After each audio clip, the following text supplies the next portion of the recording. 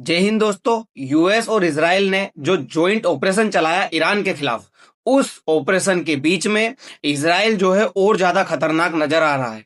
Israel ने जिस तरह से 2 दिन पहले ईरान की जितनी भी ऑयल रिफाइनरीज है, जो बड़ी बड़ी ऑयल रिफाइनरीज तेहरान के अंदर थी, उनके ऊपर हमला किया, जिसके बाद वो इतनी तेजी से डिस्ट्रॉय की गई कि आसमान के अंदर उसका जो स्मोक था वो इतना ज्यादा हो गया कि एक दिन तक तो पूरी तरह से जो है सूरज तक नहीं निकल पाया। उसके बाद में एसिड रेन की वर्षा भी हुई वहां पे। तो ये सब कुछ चीजें ईरान के अंदर 2 दिन पहले घटी थी, लेकिन कल रात 10 मार्च की आप ये देख सकते हो, जिसमें एक न्यूज सामने निकल कर आ रही है। Israel strikes reportedly hit nuclear labs इन तेहरान। बताया जा रहा है कि तेहरान के अंदर भूकंप के झटके तक जो है महसूस किए गए, और ये महसूस इसीलिए किए गए क्योंकि इजराइल ने जो है ईरान की जो न्यूक्लियर लैब्स थी, ईरान न्यूक्लियर बनाने के लिए जहां पे यूरेनियम को रख करके रखा था, एनरिच करके रखा था, बनाने की जहां पे कोशिशें की जा रही थी। अमेरिका जो इल्जाम हमेशा से ईरान के ऊपर लगाता आ रहा है कि ईरान जो है यूरेनियम का एनरिच कर रहा है, यूरेनियम को संग्रहित करके रख रहा है न्यूक्लियर वेपन बनाने के लिए, तो वहां पे इसराइल के द्वारा हिट कर दिया गया। और ये न्यूज कोई ऐसी नहीं है, एक इजरायली चैनल है जिस चैनल का नाम है चैनल 12, उस चैनल के द्वारा इस चीज को ऑथोराइज किया गया है। जिसके बाद में ये न्यूज बहुत सारे न्यूज़पेपर्स में कवर की जा रही है, आगे निकल कर आ रही है कि ये इजराइल के द्वारा जो हिट किया गया है, ये इतना भयानक हिट था कि वहां पे कुछ रिएक्टर्स पे जो है भूकंप के झटके तक देखे जा चुके हैं। साथ ही इजराइल ईरान को तो बर्बाद कर ही रहा है, इजराइल जो है लेबनान को भी पूरी तरह से खत्म करने की कोशिश कर रहा है। देखिए होता क्या है, मान लीजिए एक बार आप युद्ध में चले गए, तो फिर आप ये सोचोगे कि आपके जितने भी दुश्मन से उनको आप एक साथ खत्म कर दो, क्योंकि फिर डबल डबल जो है युद्ध क्यों लड़ो। तो इजराइल यही कर रहा है, ईरान के ऊपर तो हमला करके रखा है, वो साथ साथ इधर लेबनान को भी पूरी तरह से डिस्ट्रॉय किया जा रहा है। आप इसमें देख सकते हो, Israel unlawful used white phosphorus इन लेबनान, और ये ऑथोराइज किसकी तरफ से किया गया है? ह्यूमन राइट वॉच की तरफ से इस चीज को ऑथोराइज किया गया है। इस जो इमेज है इसको शेयर किया गया है और वेरीफाई भी किया गया है कि हाँ, इजराइल की तरफ से ये सब कुछ चीजें की गई है। साथ ही जो ईरान है वो अब एक अलग लेवल पर गेम खेलने की कोशिश कर रहा है। ईरान जो है अपने स्लीपर सेल्स जो है कंट्री के बाहर, उनको एक्टिव कर रहा है, और एक्टिव करके ये प्लान बनाने की कोशिश कर रहा है कि क्यों ना इनको इजराइल के ऊपर इस तरह से अटैक किया जाए इनका कि इजराइल को इसके बारे में पता ही नहीं चले, जिसे आप प्रॉक्सी वॉर भी कह सकते हो। साथ ही जो डोनाल्ड ट्रंप है, उनके द्वारा ये कहा जा रहा है कि जो ये वॉर चल रहा है ईरान के साथ में इजराइल और यूएस का, वो वॉर बहुत जल्दी जो है खत्म होने वाला है। अब ये खत्म किस तरह से करेंगे? सेकेंड वर्ल्ड वॉर के टाइम से देखा जाए कि जब भी अमेरिका ने कहा है कि ये जो युद्ध है वो अब जल्द से जल्द खत्म होगा, तो अमेरिका कुछ जो है इस तरह के वेपन्स जो है यूज करेगा जिसके बारे में शायद लोगों को पता ही ना है, या फिर उनसे किस तरह से बचा जाए, लोगों को इस बारे में बिल्कुल भी नॉलेज नहीं है। हम जो है आज इन सारी चीजों के बारे में जानने वाले हैं कि आखिर चल क्या रहा है इजराइल और ईरान के वॉर के बीच में, और अमेरिका जो है किस लेवल पे इस युद्ध को लेकर के जाना चाह रहा है, और ईरान की तरफ से कितना ज्यादा जो है इजराइल को अटैक किया जा रहा है, हिट किया जा रहा है। इन सारी चीजों के बारे में आज हम जानने वाले हैं।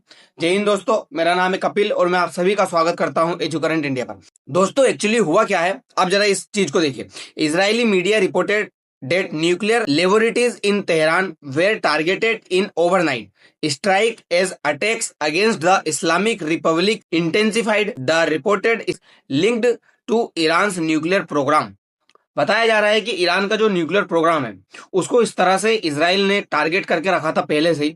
इजराइल को या मोसाद को इन सारी चीजों के बारे में पता था। कल की एक खबर है, जब मोसाद कहती है कि यदि ईरान के अंदर कहीं पे भी न्यूक्लियर वेपन बनाने की साजिश की जा रही है या कहीं पे भी जो है यूरेनियम को इनरिच करके रखा जा रहा है, तो मोसाद इतनी ज्यादा पावरफुल है कि वो इसराइल में रह करके ये पता लगा लेगी कि कहां पे यूरेनियम निकल रहा है और कहां पे जो है परमाणु बम बनाने की जो है कोशिशें की जा रही है ईरान की तरफ से। और मोसाद का ये कहना है कि हम उस जगह को पूरी तरह से डिस्ट्रॉय भी कर देंगे, बचा भी नहीं सकते आप। ये देखिए, एक चैनल है इजराइल की, उस चैनल की तरफ से इसे कोट किया गया है, चैनल 12 है, जिसने इस चीज को रिपोर्ट किया है और बताया है कि Israel sources the attack took place on the night 10 March, 10 मार्च की रात को ये अटैक किया गया था।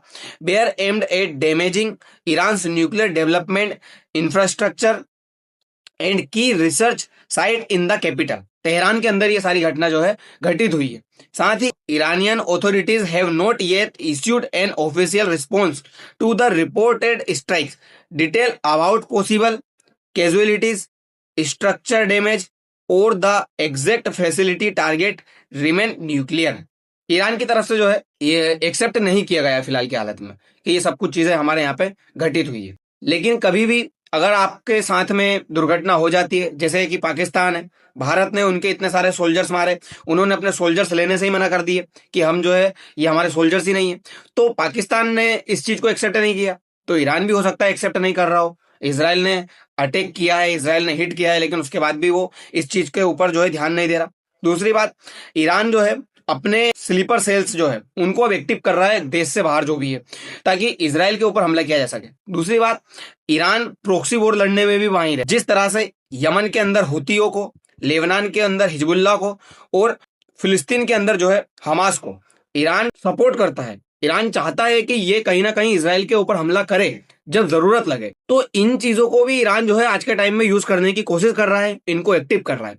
दूसरी बात, अगर हम अमेरिका की देखें तो अमेरिका ने ईरान को हिट करने के लिए या ईरान को अंदर से ही जो है नुकसान पहुंचाने के लिए एक गेम खेलने की कोशिश की थी। आप इसमें देख सकते हो, एक कुर्दिस्तान नाम से देश बनाने की डिमांड है, साथ ही उन्हें कहा जाता है कुर्दिश लोग, जो इस एरिया में रहते हैं, जिसमें आप देख सकते हो ईरान के अंदर भी कुछ लोग हैं, इराक के अंदर भी है, सीरिया के अंदर भी है, और टर्की के अंदर सबसे ज्यादा है 18 मिलियन के आसपास। पूरी दुनिया में अगर देखा जाए तो फिर 2 मिलियन जो है इनको छोड़ करके आगे फैले हुए हैं। ये जो लोग हैं ये चाहते हैं कि हम अलग एरिया बनाए हमारा, हम इनसे जो है इतने देशों से इतने से जो है अलग हो जाए और अलग रहने लगे।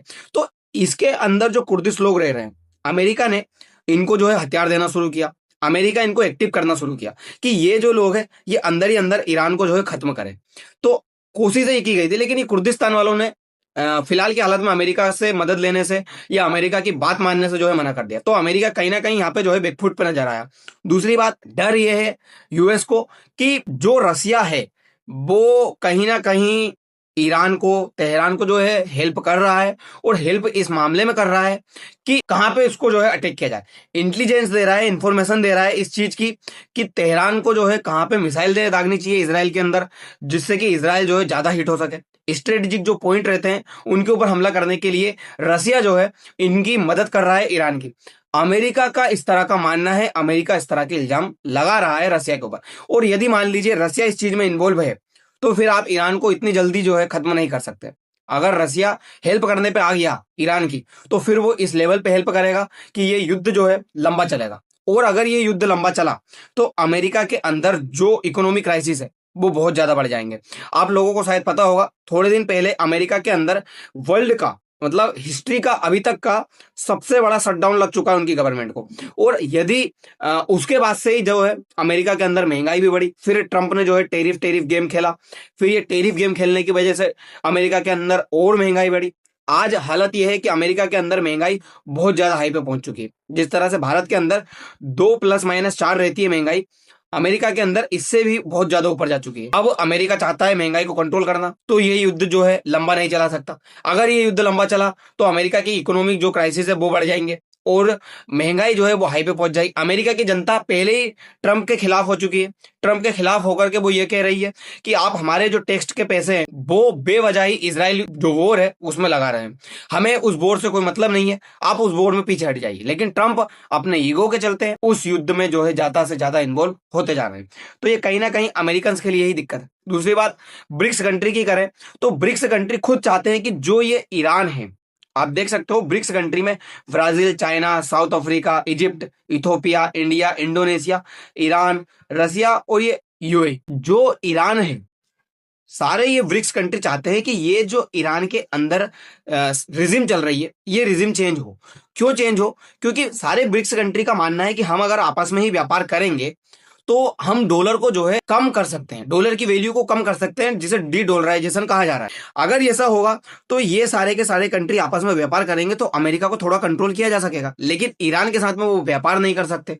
ईरान के साथ में व्यापार क्यों नहीं कर सकते? क्योंकि ईरान के ऊपर अमेरिका ने जो है भारी मात्रा में सैंक्शंस लगा रखे, और ये सैंक्शंस तभी हटेंगे जब ईरान के अंदर रिजिम चेंज होगी। अब ईरान के अंदर यदि रिजिम चेंज हो जाती है तो ईरान के ऊपर से ये जो सैंक्शंस है वो हट जाएंगे, फिर ये जो सारे कंट्रीज है वो आपस में व्यापार करने लगेंगे। इसीलिए ये सारे जो देश है वो चाहते हैं कि कहीं ना कहीं ईरान के अंदर जो रिजिम है वो चेंज हो ही जाए, जिससे कि ईरान के ऊपर से सैंक्शंस हटे और हम जो है डी डॉलराइजेशन की ओर बढ़ने लगे। एक सिर्फ ईरान ही वो है ब्रिक्स कंट्री के अंदर जो कि दिक्कत दे रहा है। और आपको मैंने बताया डी डॉलराइजेशन को लेकर के ब्रिक्स कंट्री आगे बढ़ चुके हैं। R5 नाम की जो इनकी करेंसी है वो बनाने भी लगे हैं। तो ये कहीं ना कहीं डी डॉलराइजेशन की तरफ कदम बढ़ा चुके हैं। आपस में जो रुपए हैं, आपसी रुपए, उसमें व्यापार भी करने लगे हैं। तो कहीं ना कहीं ये अमेरिका को हिट कर रहे हैं। अमेरिका सबसे ज्यादा टेंशन में यदि है तो ब्रिक्स कंट्री की वजह से। अब ये ब्रिक्स कंट्री ही है जो कहीं ना कहीं यूएस को शांत कर सकते हैं। अब देखना होगा कि क्या होता है, क्या रीजन चेंज हो पाती है या नहीं, क्योंकि ईरान के अंदर नया जो सुप्रीम है वो तो डिक्लेयर कर दिया गया है, अनाउंस कर दिया गया है मुश्तबा खेमनेई को, जो कि अली खेमनेई के ही बेटे हैं। तो अब देखना होगा कि क्या चल पाता है, क्योंकि जो ट्रम्प है उनका तो ये कहना है कि हम इनको भी एक्सेप्ट नहीं करेंगे, हम इनको भी मार देंगे। अब देखते हैं क्या होता है क्या नहीं। तो दोस्तों फिलहाल के लिए इतना ही, मिलते हैं अगली वीडियो में। धन्यवाद।